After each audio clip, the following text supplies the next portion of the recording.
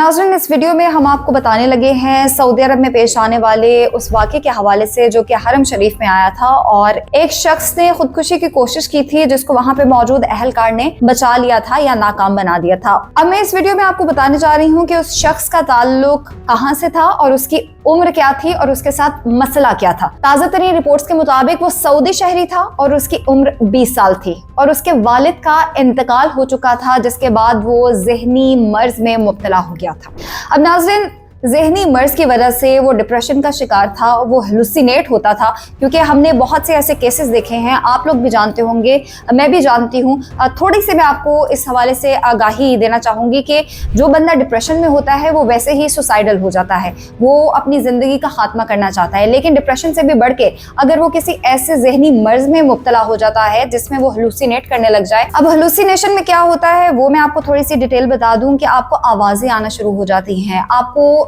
चीजें दिखाई देना शुरू हो जाती हैं, आपका माइंड जो है वो समझने लग जाता है जो आप देख रहे हैं या जो आप सुन रहे हैं, सिर्फ आप उस पर यकीन करने लग जाते हैं। अब इस शख्स के बारे में भी कहा जा रहा है कि ये हेलुसिनेट कर रहा था, तो इस शख्स को ये लगने लग गया था कि अगर वो खुदकुशी करेगा तो वो अपने वालिद से जा मिलेगा। ऐसे बहुत से केसेस होते हैं, मैं बार बार कह रही हूँ कि जो बंदे डिप्रेशन का शिकार होते हैं या जो बंदे ज़हनी मर्ज का शिकार हो जाते हैं उनको बहुत ज़्यादा निगहदाश्त की ज़रूरत होती है, उनके पास किसी ना किसी शख्स का मौजूद होना ज़रूरी होता है, बिकॉज ये लोग सुसाइडल हो जाते हैं, ये अपनी जान को ख़तरे में तो डालते हैं लेकिन ये किसी और की भी जान खतरे में डाल सकते हैं, क्योंकि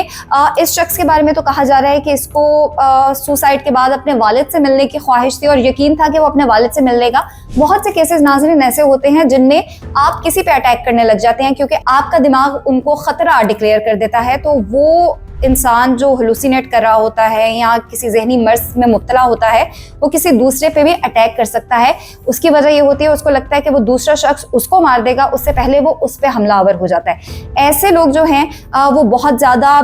उनकी केयर भी करनी चाहिए, उनको डॉक्टर के पास लेके जाना चाहिए। इस शख्स के बारे में भी मैं आपको थोड़ी सी डिटेल और बता दूँ कि इसका बाकायदा तौर पर ज़हनी इलाज इसका किया जा रहा है, इसके साथ साथ जो उसको चोटें आई थी सुसाइड के बाद उसका भी इलाज हो रहा है। अब इस पूरी वीडियो के बाद बहुत ज़्यादा प्रोपेगेंडा भी सामने आया और इस्लाम मुखालिफ जो है वो बातें जो है तनकीद भी की जा रही थी, तो हुकाम की जानिब से ये दरख्वास्त की गई है और हिदायत की गई है कि अब इस वाक़े को वाइंड अप कर दिया जाए, इस वाक़े के बारे में ज़्यादा बात ना की जाए, ना उस शख्स के बारे में जिसने खुदकुशी की कोशिश की और ना ही किसी और बारे में इस हवाले से बात की जाए। आप लोगों का इस हवाले से क्या कहना है, या आप लोगों के आसपास अगर कोई ऐसा शख्स मौजूद है जो ज़हनी मर्ज में मुब्तला है या जिसको हेलुसिनेट होता है या जो डिप्रेशन का शिकार है, प्लीज़ उसकी हेल्प करें और उसको डॉक्टर के पास लेके जाइए। कमेंट्स में ज़रूर बताइएगा।